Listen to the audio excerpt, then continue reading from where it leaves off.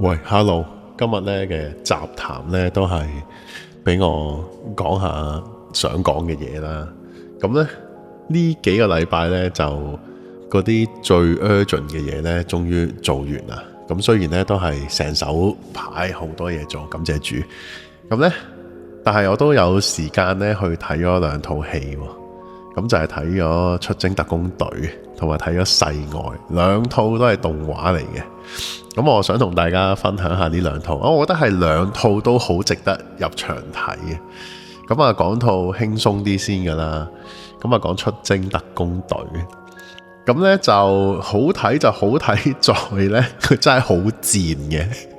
咁佢係一套戲呢，其實真係劇透都冇所謂嘅。佢就係講一對少男少女咁啊去 camp 咁搞嘢咁樣啦。咁啊，跟住呢，佢一半劇情呢就係講嗰對男女啦，但係另外一半劇情呢就係講個男仔啲精呢就好 determine 啊，要游去個卵子嗰度嘅呢一件事嘅。咁咧有啲人就話：哇，係一個性教育啊，乜乜乜啊咁樣。咁係唔係性教育？我陣間先講啦。但係呢，咁露骨嘅劇情呢，真係好好睇。我係成場啊，80分鐘啊，由頭笑到尾。咁當然一來係啲劇情幾好笑啦，另外呢，就係廣東話配音真係一絕，好絕。咁呢，佢入邊呢，有歌。亦都有當然有對白啦。啲歌呢，啲詞呢就黃以林寫嘅，即係如果你唔知邊個黃以林，我介紹下啦，就係填詞 L 嘅導演。咁有咩關係呢？就係黃以林啊，呢個女生呢，就係一個非常之 determined 要做填詞人嘅人嚟嘅導演嚟嘅。咁呢，出征特工隊嗰啲歌係佢填嘅，係好好笑，笑到我死。跟住另外就係啲對白啦，嗰個好笑係邊一種好笑呢？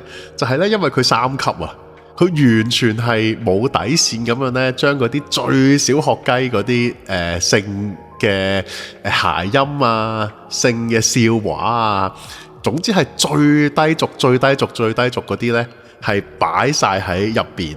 咁呢就係當然係亦都係配合劇情嘅喎。所以咧，佢又佢唔係無厘頭，但係佢係不斷諧音食字、性笑話咁樣，咁咧就係非常之抵死。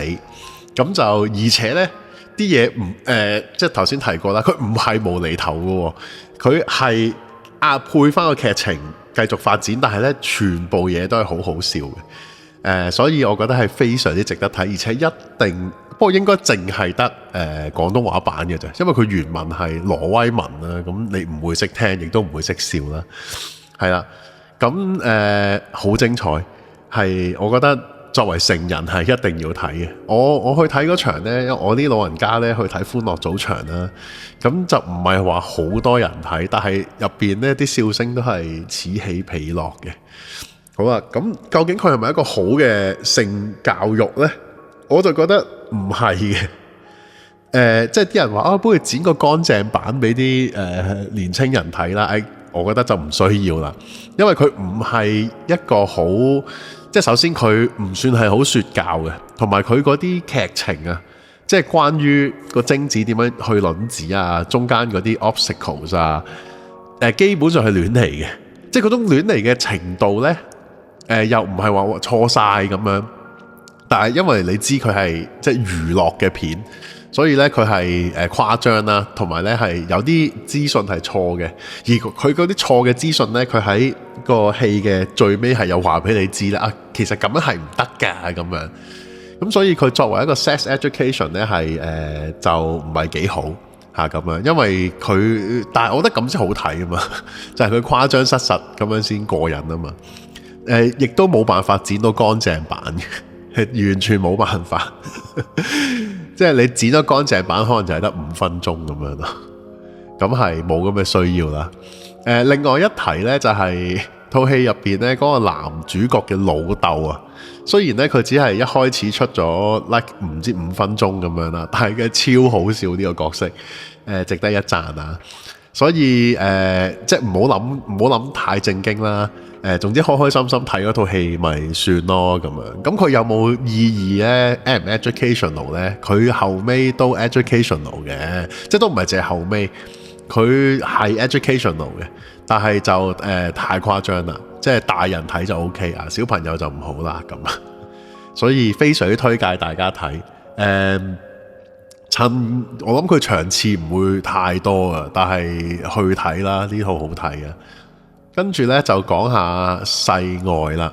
咁世外呢，就標榜本土製作啦，即係香港嘅動畫啦，而且係手繪噶啦，所以真係格格都係心機，格格都係 artwork 啦咁樣。我覺得呢套戲呢，使唔使含淚撐港片呢？係唔使嘅，係唔使含淚嘅。佢係好睇嘅，即係佢各方面都出色嘅。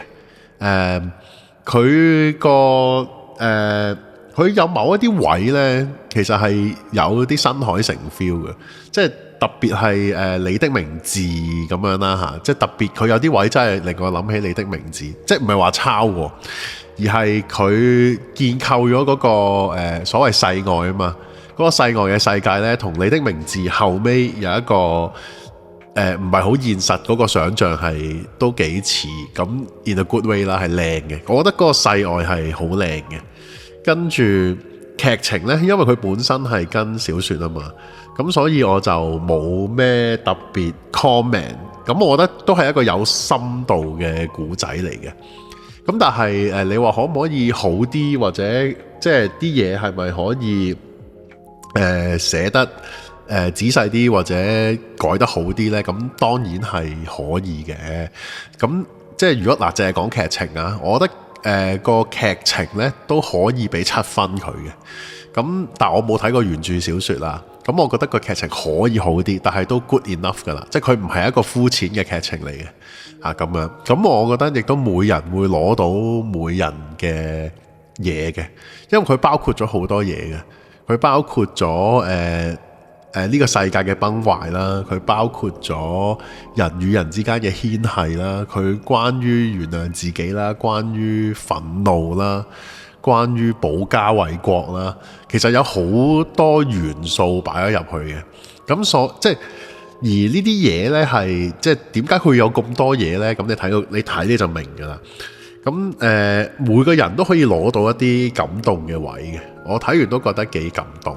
所以我就唔係好挑剔啊。OK， 劇情講完啦，即係動畫嗰部分呢，就都我動畫嗰部分呢，我會俾到8分嘅。佢頭先我提過啦，啲場景好靚啦，世外嘅場景好靚啦。佢現實個世界呢，都構想得都幾靚嘅。咁另外呢，就係佢嘅戰鬥畫面呢，就唔算話好多。同埋咧，佢都即係你必須要原諒佢咧，佢係一個手畫啦。你唔會睇到極流暢嘅打鬥咯，即係因為佢唔係俾60 frame 你睇啦。咁唔會話太流暢，但係咧都設計得幾精彩嘅。咁就我覺得咧係拍得住巔峰嘅進擊的巨人嘅，即係如果講戰鬥畫面啊。即係《進擊的巨人》嘅戰鬥畫面就頂級㗎啦，唔使講。咁呢一套呢，佢有啲戰鬥畫面都幾好睇，都差唔多拍得住巨人嘅質素啊。跟住就係比較要詬病嘅地方呢，就係配音嘅。咁就因為小弟都略有從事配音啦。咁所以呢，就都算係有多少少要求，即係我唔敢話我好識聽，但係我有多啲要求。咁呢，就我覺得有1-2個角色呢係幾令人出戲嘅。我即係都唔怕講啦。其中一個呢，就係謝安琪，謝安琪呢，就飾演一個類似係女神咁嘅角色啦。咁我覺得佢就唔係好做到女神嗰一種氣度出嚟嚇，即係佢係有成熟女性嘅聲，但係佢個氣唔係好 deliver 到。咁不過好在佢個角色又唔算話太多戲啦，咁所以麻麻地。咁另外有一個咧，另外有少少失望嘅咧，就係柯煒林配嗰個角色啦。主要令我失望嘅原因咧，就係有啲掠啊，佢講對白有啲掠，咁就但係又唔係話太差嘅，唔係話太差，即係未至於係要鬧嘅，即係只係我要求高啫。咁另外呢，兩個主角啦，小妹小鬼啊，咁我就覺得都配得幾好。鐘雪配小鬼呢，我都覺得幾中意。雖然同我想象有啲唔同，但係我又覺得啊，咁處理都 OK 啦咁樣。咁呢，最出色嘅呢，其實就係張繼聰。張繼聰配嗰個一個打嘅角色啦，咁就喺成套戲嘅角色裏面呢，其實佢就擔起咗啲相對地幽默嘅部分嘅，只係相對地幽默就即係唔係話真係好幽默。咁張繼聰完全 carry 到啦。咁但係呢，由於係得佢呢個角色幽默，同埋張繼聰嘅出色呢，反而呢佢就變咗出頭鳥啊！佢嘅出色呢，就係令到其他人嘅唔出色呢就好突出。咁所以張繼聰做得好之餘呢，就對件事都唔知係咪有幫助。咁但係嗱，雖然我有啲彈啦，但係其實我又覺得未至於好差嘅，未至於好差嘅。都唔會話影響你觀影嘅。所以 overall 嚟講呢，成套戲呢，我係俾7.5分啦 ，out of 10啦。都值得睇，唔使含淚。就算佢唔係香港出品呢，我都覺得係可以睇嘅，即係唔使係因為掛住港產動畫啊、揚威海外啊呢啲嘢，即係都唔使嘅。佢本身就係一套好睇嘅動畫，咁所以細我都要睇啦。好啦，咁就終於講完戲啦。呢排我淨係睇咗呢啲唔係講多一套。呢套呢就唔係入戲院睇嘅，呢套呢就係 Apple TV 嘅新劇啊，叫Pluribus 啊 ，PLUIBUS 咁樣啦。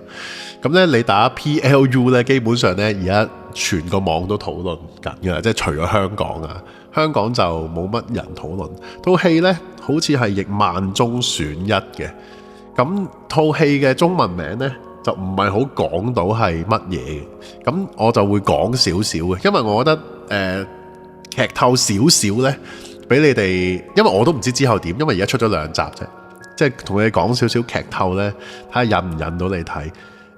喺劇透之前呢，先講下嗰個製作人啦。個製作人呢，就係 Vince Gilligan 啊，希望我冇讀錯佢個名啦。簡單啲嚟講呢，就係 Breaking Bad同埋呢個 Better Call Saul 嘅 creator， 咁你聽到呢個名呢，你已經心裏有數咧，知道呢件事咧係勁嘅。咁而且唔係咁簡單。嗰個唔係咁簡單嘅意思係呢，係唔係佢求其又做啲嘢呢？唔係，係佢掟咗呢個掟咗呢個劇本，掟咗呢個 project 出嚟之後呢，各大平台呢係爭住揾佢做。佢係揀俾邊個平台做嘅，即係你諗下呢件事係咁勁嘅，即係唔係話佢佢嗌人俾佢做，並不是，係佢掉咗出嚟之後呢，各大平台爭啊，有咁犀利。咁最後呢，佢就同 Apple 合作，因為呢 Apple 係尊重佢嘅時間，同埋尊重佢嘅劇本，即係 Apple 唔會改佢啲嘢，同埋俾時間佢做，即係唔會趕佢，唔會催佢。咁所以佢就會喺 Apple 做啦，咁出咗2集啦，就已經續訂第2季啦。同埋呢，主創呢，佢就講到明呢，就係起碼有4季嘅。咁唔知佢長唔長到落去啦。咁但係有4季嚟講呢，都我係唔知個故事會點樣發展嘅嚇。咁但係好睇嘅。好啦，咁講完個主創啦，咁呢。佢有咁佢有啲咩勁呢？佢嘅 storytelling 真係好勁，同埋佢如果即係 Breaking Bad 咧，好多嘢都勁啦。咁我覺得 Breaking Bad 即係一來劇情勁啦，角色塑造好勁啦。另外呢，就係鏡頭調度好精彩啦，好多 film language 擺喺入邊呢，係唔係用對白講嘅，係用啲好 subtle 嘅嘢講。係啦。咁所以呢一套劇呢，基本上呢都係各方面嘅質素都係高，唔係淨係劇本勁嘅。點樣用鏡頭啦，用顏色啦，嗰啲好subtle嘅嘢呢，全部呢都講緊古仔嘅，即係係好立體、好豐富。咁再講埋個女主角啊，個女主角呢，佢就揾翻 Better Call Saul 嗰個阿 Kim。sorry 啊，即係我唔記得咗演員本人叫咩名啊。咁總之就係 Better Call Saul 嗰個阿 Kim 咧，去擔正做女主角。咁佢孭好多戲嘅，咁樣。咁呢個咧都係導演嘅意願嚟嘅。佢係好覺得呢個女演員咧係應該爆紅嘅。咁我相信咧，因為呢套劇咧，佢係可以爆紅嘅。咁樣講咗咁耐啲外圍嘢呢，咁我講翻套劇究竟點解咁好睇啦？套劇呢就係講嗱嗰啲細節嗰啲呢，我唔講啦，我淨係略講下條大橋，睇下吸唔吸引到你。咁呢就係有啲外星嘅signal 嚟咗地球之後呢，咁我到而家都唔知佢係乜嘢嚟嘅。咁我係簡單啲叫佢 virus 先啦。有啲外星 virus 嚟咗地球，咁咧佢就好高傳染性嘅，咁佢就好快咧就傳染晒俾全個地球啦。咁呢一個 virus 會即係點樣嘅咧？佢就令到咧所有全地球嘅人咧成為一個統一嘅意志啊！即係全地球咧成為咗一個整體嘅hive mind 我哋叫做，即係一個集體意志啊！咁所以呢，你同 A 講嘢，同 B 講嘢呢係一樣嘅啊！你同每一個人講嘢呢，佢都係用個集體意志咧去答你啊！而且咧呢個集體意志呢，喺而家嘅表達裏面呢，佢係好善良啦，好開心啦，同埋令到人呢係冇晒仇恨啦，因為佢變成一個集體啦嘛。咁另外就係呢個集體咧，係會保有翻每一個人嘅獨立意，佢冇獨立意志嘅，淨係保留咗佢嘅記憶咁樣。所以咧，佢又係乜嘢都知咯，即係基本上佢就係將成個地球嘅人變成一個知道晒呢個世界所有嘢同時發生嘅一個 hive mind， 一個集體意志，係啦，就係一件咁樣嘅事。咁咧。但係女主角冇事喎，女主角呢係所謂萬中選一呢，可能就係講呢，佢就係不被感染嘅人嚟嘅。咁個故事好快呢，亦都會話俾你知呢，佢亦都唔係唯一一個啊，佢係非常之少數裡面嘅其中一個啊，咁跟住之後呢，呢班冇被感染嘅人呢，係究竟？即係佢哋嘅互動會係點呢？咁我就唔講啦。佢哋好快就會有互動噶。咁但係我覺得淨係睇女主角同嗰個集體意志啊嘅嗰個對抗啦，或者係佢哋嗰個交流呢，都已經好精彩。咁亦都令我好多嘢諗，就係其實咁樣係好唔好嘅呢？即係究竟我融入咗去一個全球嘅集體意志嗰度。係唔係一件好事呢？係咪會變得開心呢？咁我覺得呢個呢係即係我覺得呢個題目本身已經好有趣，咁啊更不在話下就係佢拍得好啦，好好睇，所以我係熱切期待佢繼續出啦。咁我希望即係我就覺得 Vince Gilligan 唔會令人失望嘅，咁所以我係等緊睇第3集，同埋佢開咗呢個頭呢。真係有好多發展嘅空間，咁樣，咁佢係一個，咁所以佢就係一個apocalyptic 嘅 sci-fi 啦，即係佢係有少少末日 feel 嘅，因為突然間全球經歷一啲咁大嘅轉變咁樣，咁當然佢係一個科幻故事啦，非常之精彩，好值得推介，一定要睇啊，我覺得。好啦，跟住呢，就係講少少宣傳嘢啦。咁通常呢，宣傳嘢我都係擺到咁後先講嘅，因為你睇到呢度呢，咁似乎呢，你係會對我做嘅嘢、我講嘅嘢有興趣嘅。咁啊，再一次宣傳下呢，我哋月尾啊，即係仲有半個月啊，11月30號晚呢，就有一個 Charlie Kirk Fellowship。咁小弟呢就會負責呢去講下佢本書 The Right Wing Revolution 嘅某一啲 chapter 啦，咁樣咁咧就一來就係認識下 Charlie Kirk 啦，認識下佢嘅諗法啦，咁另外咧就係志同道合嘅人可以走埋一齊啦，咁所以就如果你係對佢有興趣都可以嚟嘅，即係你冇乜點睇過佢啲嘢啊，或者想認識下咧，咁都好適合嘅。咁但係我講多少少就係其實我哋就係傾向個成個諗法就係保守啲嘅基督教啊咁樣。咁所以再溫馨提示一下啦，即係如果你好中意啲好新嘅嘢啊，你會失望嘅嚇咁。好啦，咁再講多樣嘢就都係其實少少近況啦。咁我自從完咗單大嘢，跟住略唞咗幾日之後呢，咁我就都 OK 咗啲嘅個人，精神壓力冇咁大。跟住小朋友返學啊，咁各樣嘢都 pick up 得好好啦。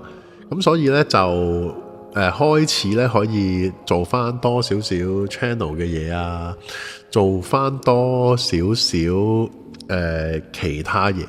咁我會講下呢，我呢個 channel 會有啲咩新嘅片嘅 series 嘅。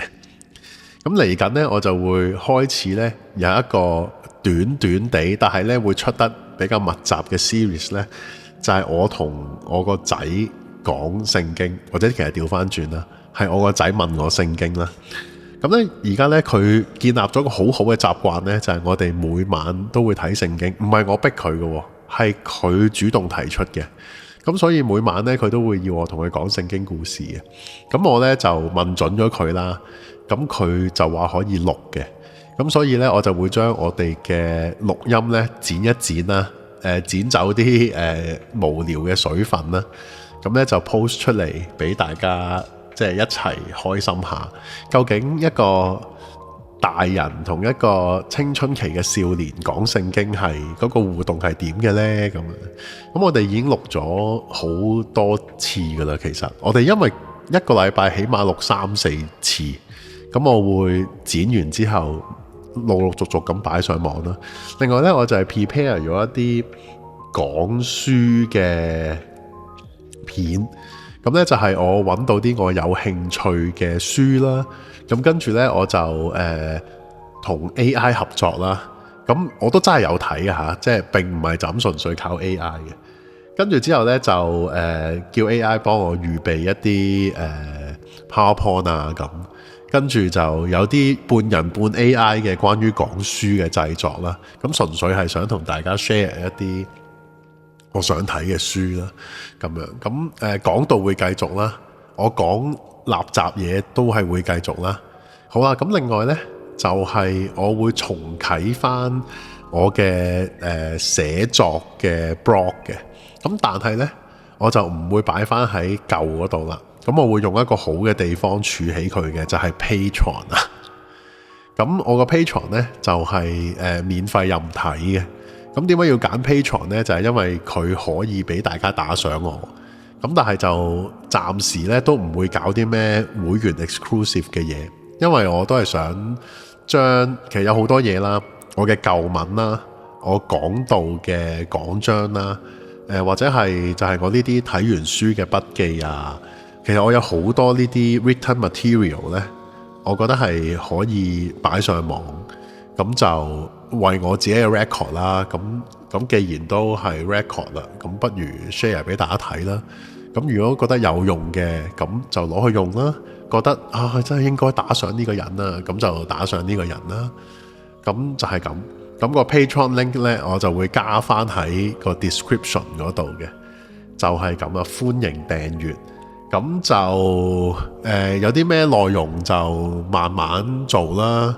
即係我都唔係話要好心急發展一啲乜嘢，其實就係我 keep 住其實都多嘢想講啊，咁所以咪用個 channel 啊，用個 Patreon 啊，裝住一啲我想講嘅嘢咯。咁你哋中意就好啦，咁唔中意就過主啦，就係咁簡單啦。拜拜。